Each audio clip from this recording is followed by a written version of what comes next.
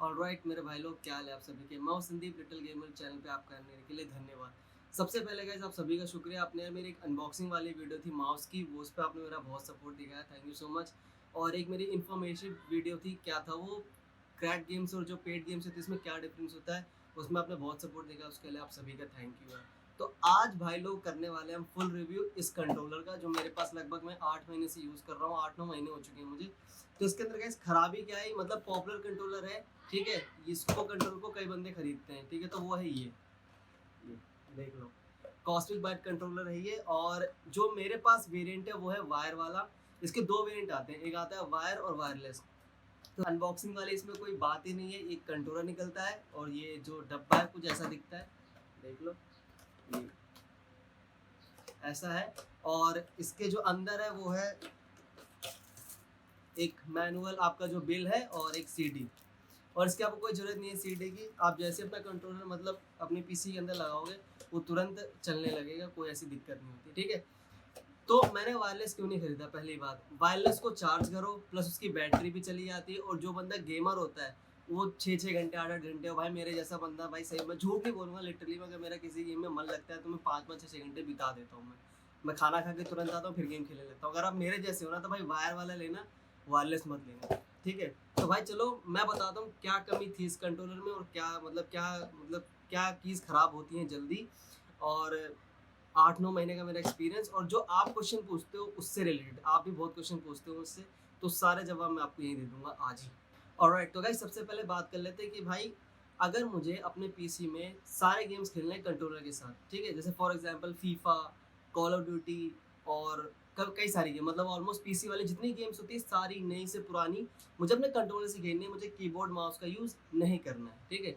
तो सबसे पहले भाई आप गलती क्या करते हो, एक कंट्रोलर है, बड़ा ही फेमस कंट्रोलर है वो, मतलब कई बंदों ने लिया ही होगा, वो कंट्रोलर ही है, ये देख लो, ये क्वांटम का है, 250 रुपीज़ का आता है ये ऑफलाइन पे, और अगर आप इसको अमेजोन पे जाकर खरीदने तो ये 300 का। अब मैं दिखाता हूँ, हाँ ये क्वांटम का ही ना, यस क्वांटम का है, देख लो, देखो। तो ये सबसे बेसिक कंट्रोलर है यार, इससे आप सिर्फ क्या खेल सकते हो पता है, आप सिर्फ इससे खेल सकते हो प्रिंस ऑफ पर्सिया, कोई रेसिंग की गेम होगी वो खेल पाओगे बस, इसके अलावा कुछ नहीं खेल पाओगे।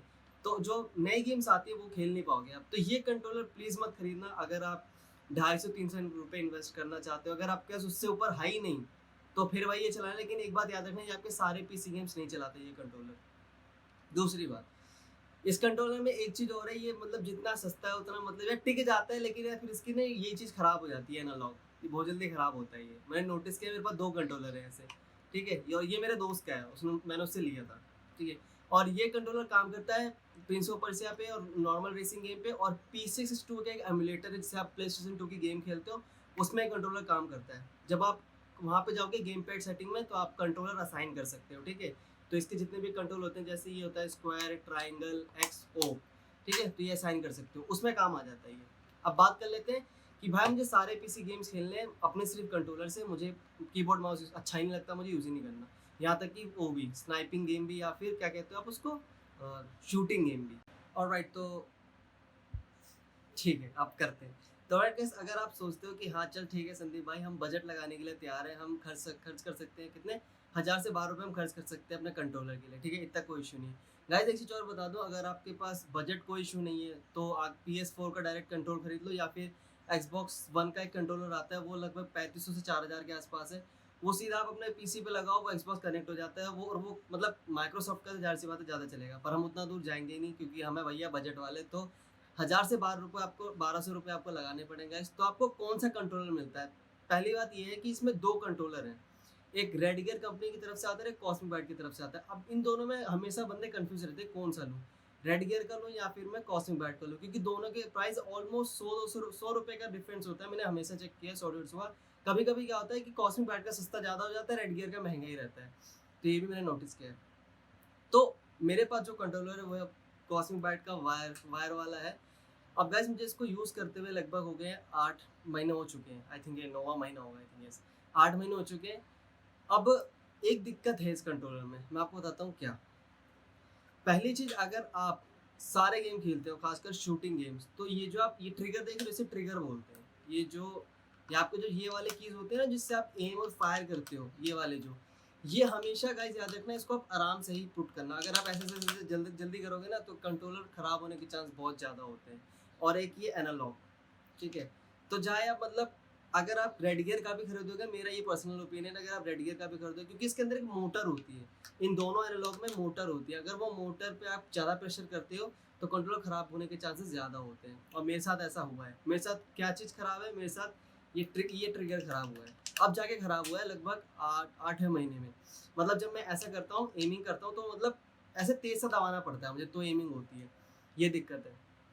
अब खास बात क्या है, खास बात की बात कर लेते हैं भाई। जो कॉस्मिक बैटर कंट्रोलर है, जो रेड गियर के कंट्रोलर हैं, वो सारे पीसी गेम्स आपके चला देते हैं। मतलब जितने भी न्यूली गेम आते हैं, पुराने गेम आते हैं, क्यों, मैं इसके पीछे रीज़न भी बता देता हूँ। 250 वाला कंट्रोलर और इस कंट्रोलर में डिफरेंस क्या होता है। जो 250 रुपीज़ वाला कंट्रोलर मैंने आपको ऐसे भी दिखाया था, उसमें डिफरेंस ये होता है कि वो जेनरिक कंट्रोलर होता है, वो Xbox 360 कंपैटिबल कंट्रोलर नहीं होता। जैसे ही आप अपने कंप्यूटर पे कनेक्ट करोगे ना, वो दिखा भी देता है कि Xbox 360 कंट्रोलर कनेक्टेड। तो जब कॉस्मिक बैटर कंट्रोलर जब आप कनेक्ट करोगे ना, तो वो आपको सीधा दिखाएगा ही, ठीक है, कि वहाँ पे साइड में ऑप्शन आ जाता है कि ये रहा आपका कंट्रोलर। और जब आप ये वाला कंट्रोलर कनेक्ट करोगे तो वहाँ पे लिखा हुआ आएगा जेनरिक कंट्रोलर। 8-9 महीने से मैं कंट्रोलर यूज़ कर रहा हूँ। तो अब आप पूछोगे भाई रेड गियर वाले में क्या दिक्कत है, रेड गियर वाले में क्या प्रॉब्लम है। पहली बात मैं बता दूँ, मैंने रेड गियर का, टू बी ऑनेस्ट, मैंने रेड गियर का कंट्रोलर यूज़ ही नहीं किया है अभी तक। अब क्योंकि मैंने उसका अमेज़न का रिव्यू पढ़ा था, कुछ ने बोला कि हाँ सही है, लेकिन मतलब ज़्यादातर बंदों ने, सबका यही था कि हाँ गाइस, इसमें प्रॉब्लम आती है कि हर मतलब 6-7 महीने बाद कुछ कीज़ लूज़ हो जाती हैं। और गाइस मैं आपको एक चीज़ बताता हूँ, अगर आप 1200-1300 रुपए में कोई कंट्रोलर ढूँढ रहे हो, तो ज़ाहिर-सी बात है यार, वो जितना पैसा देगा आपको उतनी ही क्वालिटी भी देगा। ये नॉर्मल सी बात है, इसमें कोई प्रोडक्ट की बुराई करने वाली चीज़ नहीं है। अगर आप PS4 का कंट्रोलर लेते हो भाई 4000 का, या माइक्रोसॉफ्ट का खुद का वो आता है Xbox One वाला, ज़ाहिर-सी बात है थोड़ा तो फ़र्क पड़ता ही है। तो जो मेरे पास है, टू बी ऑनेस्ट, मुझे ये कंट्रोलर ज़्यादा पसंद आया बजाय रेड गियर के।